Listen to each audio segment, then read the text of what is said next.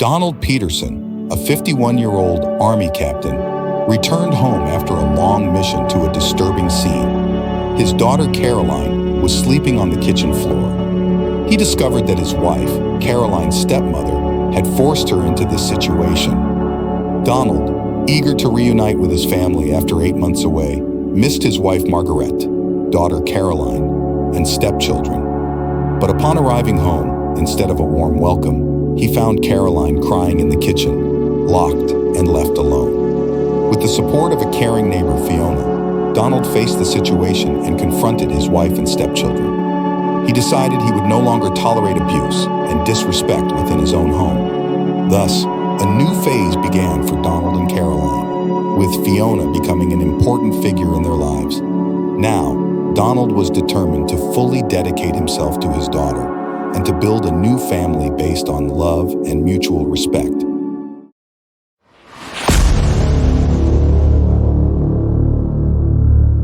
Oh, Captain Donald Peterson couldn't wait to get home. He had been out of the country for over 8 months and couldn't always keep in touch with his family. He served 4 tours in Afghanistan until the American troops were permanently withdrawn from the country. Donald was a highly decorated officer and respected among the military and his friends. They always said his subordinates in Afghanistan were his second family, but Donald was now over 50, and as time passed, he missed his real family more and more. He would fulfill his duty, but he no longer had the same willingness to be away from his wife Margaret, his daughter Caroline, and stepchildren Alice and Harry. So when he married for the second time, Caroline, his biological daughter, was just a 3-year-old child, and Margaret already had 2 older children. He welcomed them warmly into his home. During his last tour in Afghanistan, communication by phone or internet was very unreliable. Sometimes he had to settle for a brief video call.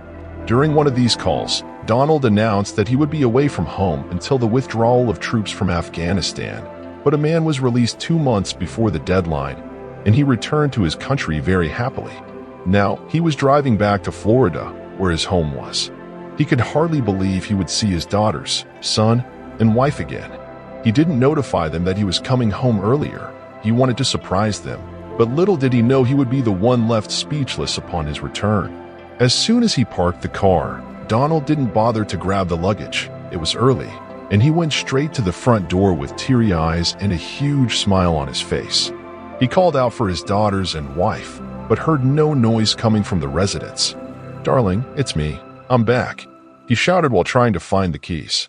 With no response, he looked at the garage and saw no car other than his own. Had they gone out? Well, if they weren't home, they would have a big surprise when they returned. They would find him inside, watching TV on the couch with a beer.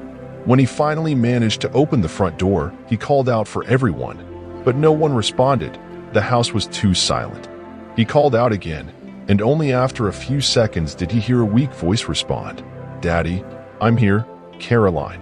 Where are you?" He shouted back. The voice sounded so faint that it left the officer worried. He knew it was Caroline, but his daughter was a cheerful and talkative person. It wasn't common for her to speak with such a feeble voice. He followed the main hallway of the house, checking each room. There was no one, and none of them reached the kitchen, whose door seemed locked. He had to break it open, using all the strength of his body. Caroline was there, crying. She ran to him and hugged him. The girl sobbed and just thanked him for being back. "I missed you so much," she said. Donald had no idea what was happening. He had served abroad several times, and for longer periods, but he had never returned and found his daughter in that state, not even when she was very young. While hugging Caroline, he saw a mattress on the kitchen floor. At that moment, he pushed the girl away from his chest and asked why it was there. "Are you sleeping here, Caroline?" Donald said. The girl wanted to say something, but couldn't. She stuttered and started crying again, stumbling over her words. The father hugged her again and asked her to calm down. "Oh, Daddy, please," the girl said, groaning and looking scared. Donald expected a celebration when he arrived, and now he was confused and starting to get scared. So he used the commanding voice he learned in the army to ask his daughter to calm down and explain what was happening there properly. "Start by explaining why you were locked in the kitchen and why there's a mattress here," he requested in a serious tone. Caroline sobbed once again and composed herself. then said, "Can't you see? You're leaving again, and I'll stay here with them, alone." Donald still didn't understand, but he hugged his daughter and said his duty was over. He wouldn't go away from her ever again, and he had even returned earlier than planned. "But please, enough of this. Tell me what happened to you," the father asked. And then the daughter began to tell the story. 6 months ago, Caroline recounted, her stepsister, Alice, started complaining about having to continue sharing a room with her. When Donald married Margaret, she and her 2 children moved into the military officer's house. Henry would have a room all to himself, while Alice would share a room with a young Caroline.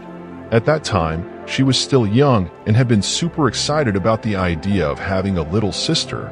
She was the most enchanted with the idea of sharing a room with the youngest of the family, saying she would take care of Caroline and see her grow up very close, and practically throughout her childhood. The two got along well, only with the usual and natural disagreements of those who live under the same roof and in the same family. It was only in adolescence that Alice's individuality emerged, and the young woman felt she needed more privacy and space. And having her sister in the same room she used to love, now, she found it annoying. Sometimes, Alice would take her things and go to the bathroom just so she wouldn't have to share the space with her sister, but what she really wanted was to kick Caroline out of there. In recent years, Alice's complaints had become more and more frequent, and the girl had become increasingly bitter towards Caroline. In the first 2 deployments of Donald on missions abroad, the daughter and stepdaughter were children and didn't have any serious fights over the room. The third time, they were older. One day, Alice took advantage of the fact that no one was home and decided to stay in her room with her boyfriend.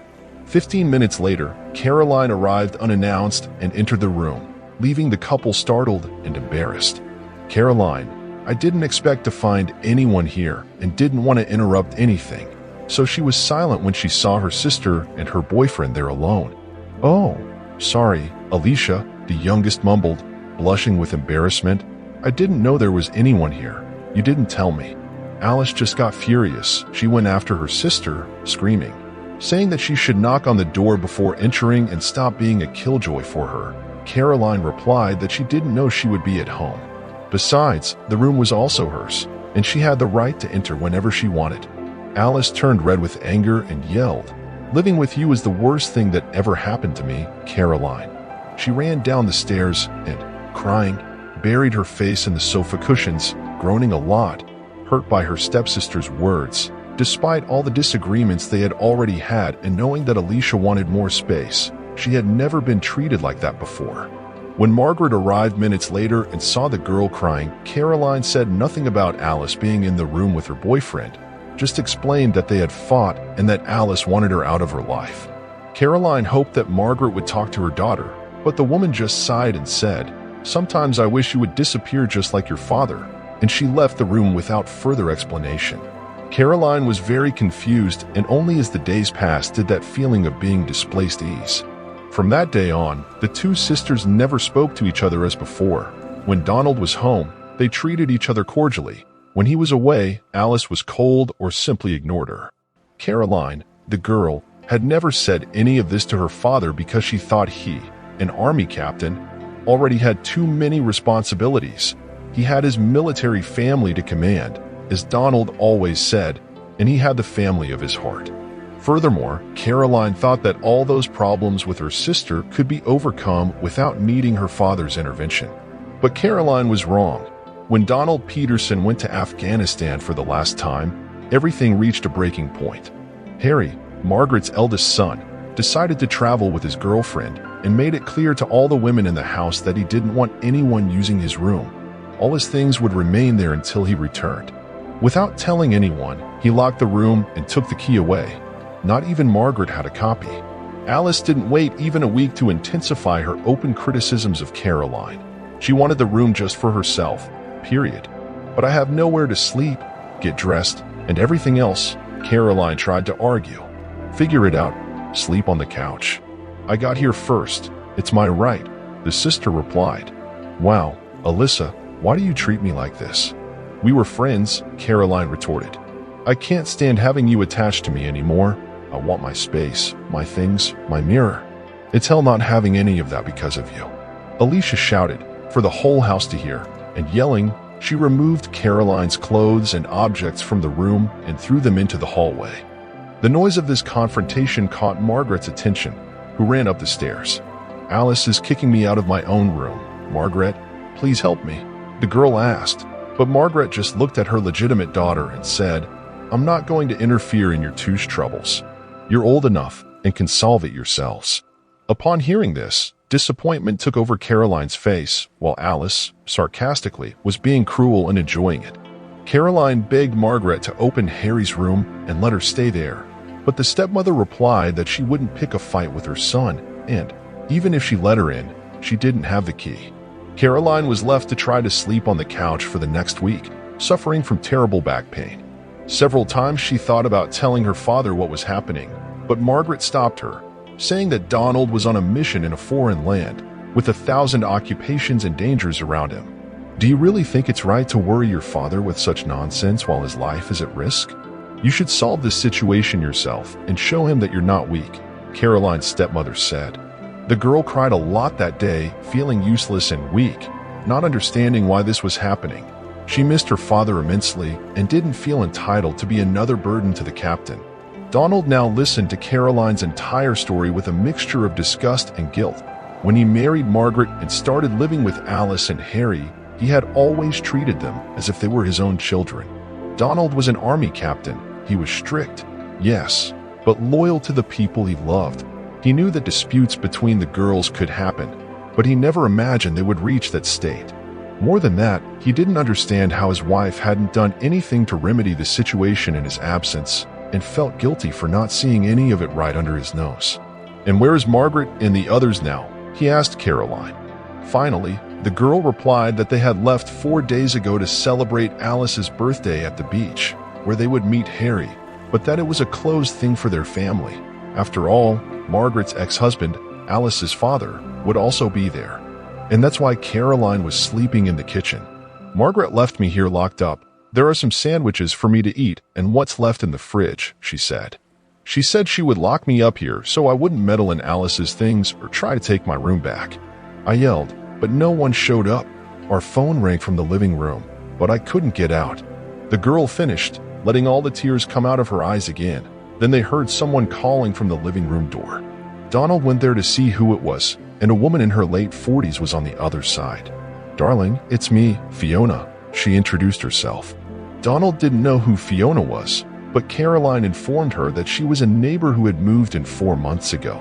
Fiona was very friendly and attentive. She had met Margaret and found it very strange that the youngest of the house was sleeping on the couch. Since then, whenever she passed by the house or met Caroline, she asked if everything was okay and if she needed anything. Donald then opened the door and introduced himself as Margaret's husband and Caroline's father. The woman had a covered dish in her hands. "Hello, I'm Fiona, your new neighbor. It's been a while since I saw cars in the garage here, but I heard noise. I tried to call, but no one answered. Now that I've seen a car here, I decided to bring this food for Caroline. Is she?" Donald then realized that the woman's intentions were good and let her in. Upon seeing Caroline all disheveled with red eyes from crying so much, in addition to looking fragile and weak, she ran to hug the girl, asking what had happened. Father and daughter then told her everything. Fiona said she had thought about calling social services a few times because she knew something was going on, but she was afraid to get involved without being sure and end up making things worse. After all, the girl had never said anything to her. As they talked, Caroline ate what the neighbor had brought. It was the first time in several days that she could enjoy a real meal. Donald thanked Fiona for her concern and assured her that everything would now be resolved. As soon as the woman left, he began to think about what he would do with Margaret and her children. 2 days later, Margaret returned home with Alice and Harry. As soon as they arrived, they couldn't get the car into the garage. There were 3 mattresses on the front lawn, including the couple's, scattered across the driveway. There were also various objects and clothes belonging to Margaret and her children. When they saw that, they were in shock. Harry made a stupid face. Alicia imagined that it was the work of her stepdaughter. That idiot must have gone wild and done all this. "Caroline, you'll pay for this." The woman shouted and marched into the house with large steps. Upon opening the door, she came face to face not with the girl, but with her husband, who was calmly waiting for her on the couch with the TV on and a beer in hand. "Hi, Margaret. You finally arrived. Did you like the tidying up I did in the house?" he said, not raising his voice, but with a stern expression on his face. The wife didn't expect to see him there and wanted to know when he had arrived. "I was released early from the mission and decided to surprise my family. But when I got here, I think it was you who left me a not very pleasant surprise," he said. Margaret felt her heart race. She wanted to try to speak, but stumbled over her words. Then, Donald Peterson interrupted her. "I already know everything that happened here while I was out of the country. There's nothing more you can explain. I'm very disappointed, Margate, with you, Alice, and Harry, people I thought were my family," said the army captain. The wife said, "You can't do this to us. Donald, let's talk and sort things out. You can't evict us like this." "Where will we go?" she questioned.